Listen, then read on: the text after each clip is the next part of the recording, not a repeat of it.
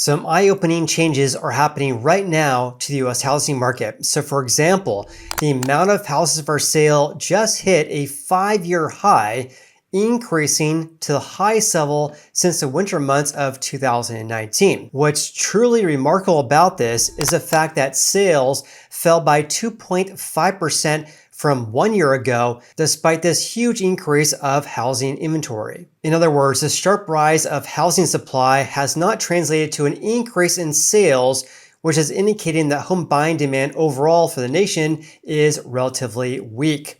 With rising inventory, home prices are also taking a hit as well. According to my own analysis of Realtor.com's latest data, 70% of the 50 biggest metro areas in the nation now have lower home prices than they did 1 year ago. So in today's video, I'm going to share the latest trends we're seeing right now regarding home prices, housing inventory, home sales, and price reductions, and of course, much more. If you guys get any value out of today's video, then please hit the like button. Also, consider subscribing as well. And of course, if you're looking to buy or sell in my area, which is the greater Sacramento area, then please reach out to me as well. I'll provide my email below. Of course, my contact information is all in the video description below as well. With that said, I have so much to share in today's video. Thank you everyone for joining me, and let's begin. Okay, let's first talk about housing inventory for the nation as a whole, because there's some very big differences here, especially compared to just a few years ago. And I'll share a chart looking all the way back until 2017. And this, by the way, is a new report from Realtor.com. And I love this report. They do this every single month because they share what we're seeing today compared to pre-COVID levels dated back to January of 2017. Anyways, according to them, it says home buyers found more options in May as the number of actively listed homes for sale, in other words, housing inventory or housing supply, rose by 31.5% compared to May last year. This builds on April's 30.6% increase. So in May, it rose by 31.5% year over year. 1 month ago, it was an increase of 30.6%. So it has been increasing. This also marks the 19th consecutive month of year-over-year inventory gains. The number of houses for sale topped 1 million for the first time since the winter months of 2019. Inventory, though, still remains 14.4% below pre-COVID levels.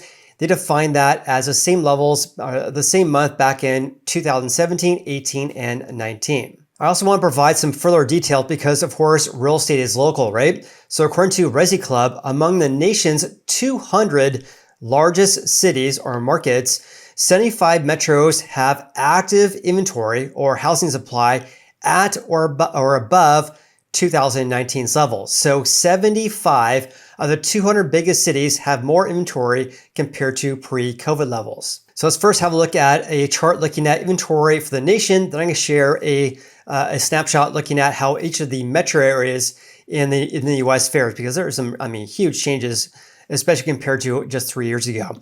So here is this year, 2025. As you guys can see, we've been seeing kind of this steady increase of housing supply, which is actually normal. Here's 17, 19, and here's 2018. So inventory tends to increase, of course, in the winter, or the spring home buying season through the summer months. This year, we haven't seen a sharp increase over the past couple of months, a sharper increase than it was normal, right? Below here is 2020, I should say. Here's 24, 23, here's 22. Again, this is back when home prices increased year over year for the first time in over 10 years. And that was due to the fact that inventory absolutely increased greatly during the summer months. Anyways, here is 22, and in green at the bottom is 2021. So the all-time record low was around February of 2022. Back then, only 350,000 houses for sale nationwide, and can increase through February this year. February this year, there was 850,000. So a sharp increase compared to the past several years.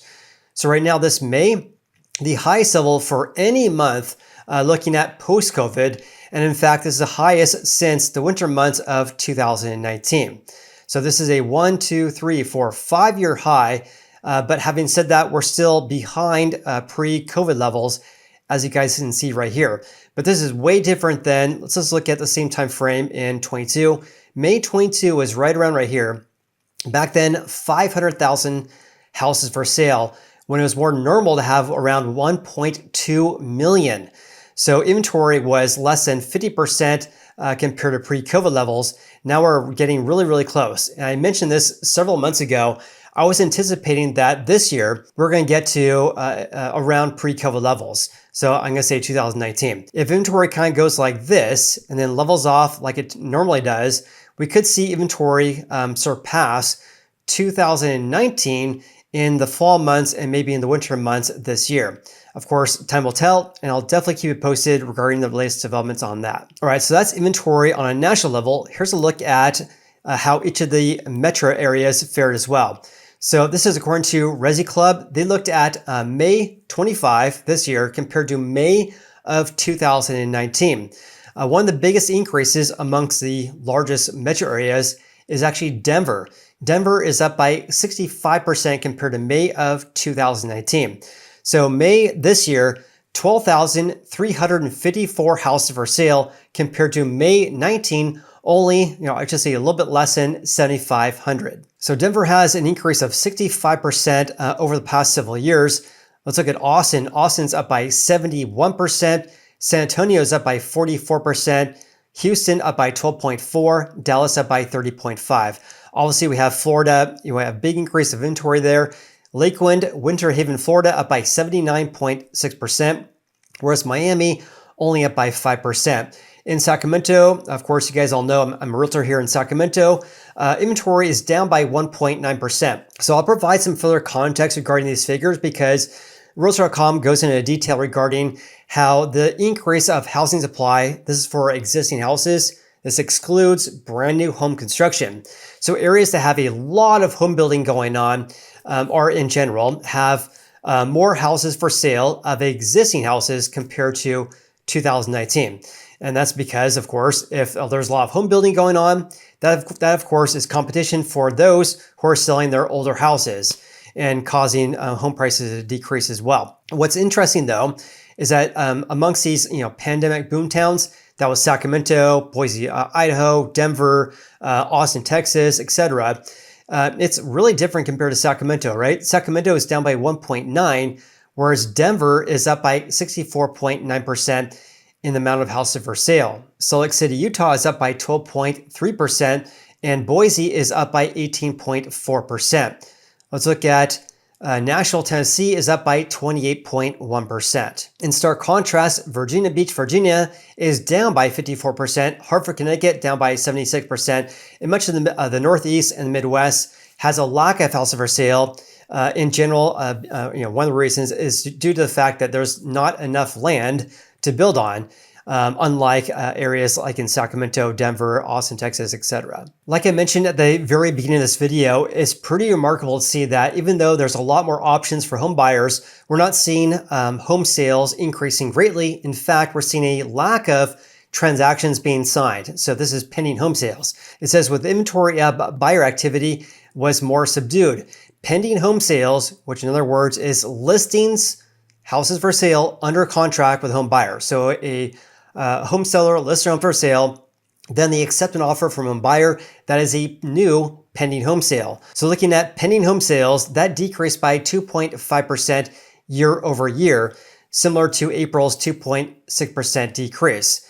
So even though we have a lot of houses for sale, we're seeing a lack of transactions. Something to keep in mind here, I just want to mention this. When I was researching this video, this is pretty eye-opening, right? Looking at this, this is pending home sales. That has been basically down, except for 3 months back in late 24. Pending home sales has decreased compared to the previous year ever since really mid-2021. However, this does not translate to a decrease in home prices, right? 21, obviously we saw a huge increase in prices. 22, despite the huge increase of inventory, huge increase of price reductions, etc., and of course a lack of transactions, home prices overall still rose. Same goes for 23 and 24. So we're seeing this kind of similar environment for the past several years now, where transactions are at very low levels, But despite that, home prices still increased by year's end. So basically what I'm getting at here is that even though we're seeing a lack of transactions, this is not causing home prices to increase greatly nationwide. However, like I mentioned at the very beginning of this video, 70% of the biggest metro areas are now down year over year, which is quite astonishing. On top of that, the thing to keep in mind regarding this, why does it matter regarding pending home sales? If you have a lack of home sales and you have new listings hitting the market, this just increases inventory levels further, right? So the bathtub analogy, I love sharing this. So of course, fast forward if you guys heard this many times. The bathtub analogy is that the water level in a bathtub is the amount of houses for sale or house inventory, right? That's a water level.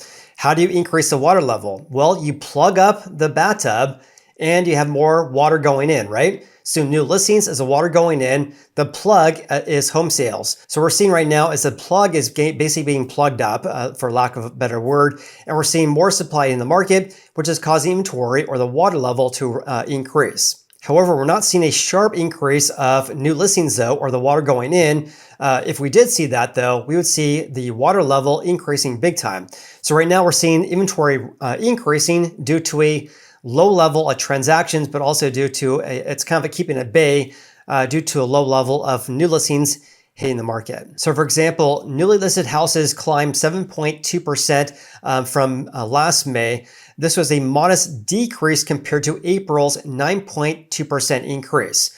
So new listings this May compared to May of 24 increased by 7.2%. This is a deceleration compared to April's figure at 9.2%. However, though, they are tracking significantly higher compared to 23 and 24, but still lagging behind pre-COVID levels. So they go on to say the following, that new listings tend to ramp up in May. So for example, in Sacramento, new listings peak every May. Almost every single May, we tend to see a peak of new supply in the market. This is properly kicking off the home buying season. This year, however, listings decreased slightly by 1.4% month over month. So the best way to share this is have a look at this chart. So again, here's 25 and this clump above is pre-COVID, 17, 18, and 2019. So as you guys can see in May, new listings tend to increase. However, this year, new supply in the market actually decrease, which is pretty crazy about this. You kind of imagine a scenario in which new listings were way up here. Let's just say that new listings were growing like this. That would cause housing supply to increase big time. So right now we're seeing a decrease of new supply in the market. But despite that, housing inventory is going up. And that's due to the fact that sales are remaining at very low levels. Again, that plug of the bathtub. They also provide this as well. Where is housing supply increasing the fastest? For the 4 regions, the West has the biggest increase of housing supply, up by nearly 41%. Then we have the South up by 33%, then the Midwest, and the Northeast. In addition, when we look at the 50 biggest metro areas, looking at housing supply compared to last May, the biggest increases were Washington, D.C. up by a staggering 75.6%. They have 75% more houses for sale compared to a year ago. After that was Las Vegas up by nearly 67%. Then we have San Diego up by 66.4%. Now, why are some areas experiencing a huge increase of housing supply, whereas others are seeing a lack thereof? It says regions with little new home construction since the pandemic, like New England and the Great Lakes, lag significantly behind their pre-pandemic inventory levels. Meanwhile, fast-growing metro areas known for a lot of housing construction, like Austin and Denver, for example, now have over 60% more houses for sale, again, more existing houses for sale than they did back in looking at pre-2020. Something else that's very interesting as well is that we're also seeing more home sellers reducing their asking prices, so more price reductions. More home sellers are making price cuts. So for example, in May, 19.1% of home listings had price reductions. That's up by 2.4 percentage points from last year. This share of 19%, this means that 2 out of every 10 houses for sale have reduced their asking prices. This is the highest May share in Realtor.com's data going all the way back until at least July of 2016 when they began tracking their data. And that's this right here. Really, ever since February this year, we've had the highest level for any month since at least 2017. The share right now at 19.1%. Last year this time, we were around 17%. So not a huge increase over the past couple of years, but this is significant, or I should say noteworthy, given the fact we have more price drops than any other month for the month of May since at least May of 2017. What also really stands out to me as well, remember the correction we saw in 22? The share price drops back in February that year were less than 6%. This February, it was around, 16.5%? But by the time we hit, May of 22? May of 22 was right there, around 11%. So we went from around 6 to 11%. So share more or less doubled. Whereas this year, it increased from about 17%-ish to about 19%. So we're not seeing this sharp increase of price reductions like we saw in 22. However, it's still at relatively high levels though. They also provide this as well, looking at how each of the 50 biggest metro areas fared. I want to kind of point out active listings. This is versus pre-pandemic. This is the average from May 2017, 18, and May, of course, 2019. The average looking at pre-COVID levels, not looking at the year or the change from May of 2019 like ResiClub did. So this is the average looking at pre-COVID levels. The greater Austin area has 69% more houses for sale. But in Denver, it's up by 100%. So double the amount of houses for sale compared to the average pre-COVID level. In contrast, let's actually look at also as this as well. Sacramento, we're only up by 4.9%, whereas the Seattle metro area is up by nearly 61%. That's the third biggest increase. Number two is actually Austin, up by 69%. The number one spot is Denver, the sharpest increase of housing supply. In stark contrast, Hartford, Connecticut is down by 77.7%. And also in Sacramento, it has only increased by 4.9%. Asking prices are down year over year in 35 of the 50 biggest metro areas. So 70% of the biggest cities across the nation now have lower home prices than they did 1 year ago. So for example, Austin, Texas is down by 6.3%, which makes sense given the fact that they have 69% more homes for sale compared to pre-COVID levels.